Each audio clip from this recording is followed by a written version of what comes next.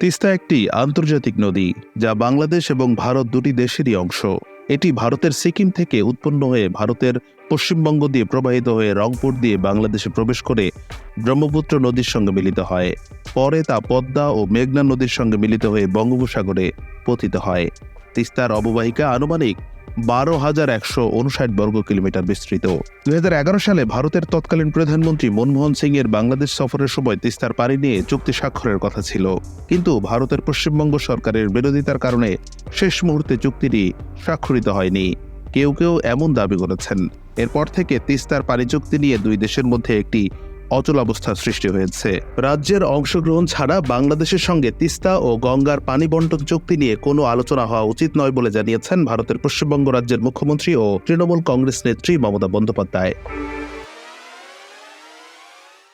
মমতা বলেন, বাংলাদেশের সঙ্গে তিস্তার পানি ভাগাভাগি করা সম্ভব নয়, কারণ পশ্চিমবঙ্গের উত্তরাঞ্চলের মানুষের সেচের জন্য পানি প্রয়োজন। তিনি বলেন, গত কয়েক বছর ধরে তিস্তায় পানি প্রবাহ কমে গেছে এবং ধারণা করা হচ্ছে যদি বাংলাদেশের সঙ্গে পানি ভাগাভাগি করা হয় তাহলে উত্তরবঙ্গের লাখ লাখ মানুষ সেচের পানির অপ্রতুলতার কারণে মারাত্মকভাবে ক্ষতিগ্রস্ত হবেন।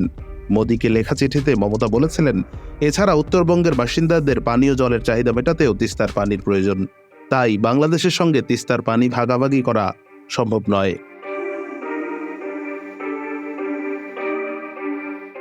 নয়াদিল্লিতে প্রধানমন্ত্রী শেখ হাসিনা ও নরেন্দ্র মোদীর মধ্যে আলোচনার একদিন পর সোমবার ওই চিঠি লিখেছেন মমতা। এতে তিনি বলেছেন, রাজ্য সরকারের পরামর্শ এবং মতামত ছাড়া এই ধরনের একতরফা আলোচনা ও পরামর্শ গ্রহণযোগ্য কিংবা কাম্য নয়। মমতা লিখেছেন, আমি বুঝতে পেরেছি ভারত সরকার ভারত বাংলাদেশ ফারাক্কা চুক্তি পুনর্বাস্তবায়নের প্রক্রিয়ায় রয়েছে, যার মেয়াদ 2026 সালে শেষ হতে চলেছে। আপনি জানেন, বাংলাদেশ ও ভারতের মধ্যে পানি বণ্টনের পরিমাণ নির্ধারণের এই চুক্তির পশ্চিমবঙ্গের মানুষের উপর বিশাল প্রভাব রয়েছে। পশ্চিমবঙ্গের জনগণ এই ধরনের চুক্তিতে সবচেয়ে বেশি ক্ষতিগ্রস্ত হবেন বলে চিঠিতে উল্লেখ করেন তিনি। ভারত বাংলাদেশ ছিটমহল বিনিময়, ভারত বাংলাদেশ রেলপথ ও বাস পরিষেবা চালুর দিকে ইঙ্গিত করে পশ্চিমবঙ্গের এই মুখ্যমন্ত্রী বলেন, অতীতে বাংলাদেশের সাথে কয়েকটি বিষয়ে সহযোগিতা করেছে পশ্চিমবঙ্গ রাজ্য।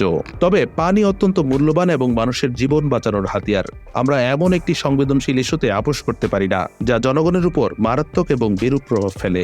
পশ্চিমবঙ্গের উত্তরাঞ্চলীয় নদী তিস্তার পানি বণ্টনের প্রস্তাবের কথা উল্লেখ করে তিনি বলেছেন, সিকিমে কয়েকটি জল বিদ্যুৎ প্রকল্প নির্মাণ এবং নদীর ঊর্ধ্ব জলাভূমি এলাকায় বন উজাড়ের কারণে ভারতের দিকে তিস্তা ইতিমধ্যে অনেক ক্ষতিগ্রস্ত হয়েছে এবং এখন ভাগাভাগি করার মতো পর্যাপ্ত পানি নেই। মমতা আরও লিখেছেন, বৈঠকে ভারত সরকার বাংলাদেশে তিস্তাকে পুনর্জীবিত করার ভারত ও বাংলাদেশের মধ্যে দ্বিপাক্ষিক সহযোগিতার প্রস্তাব দিয়েছে।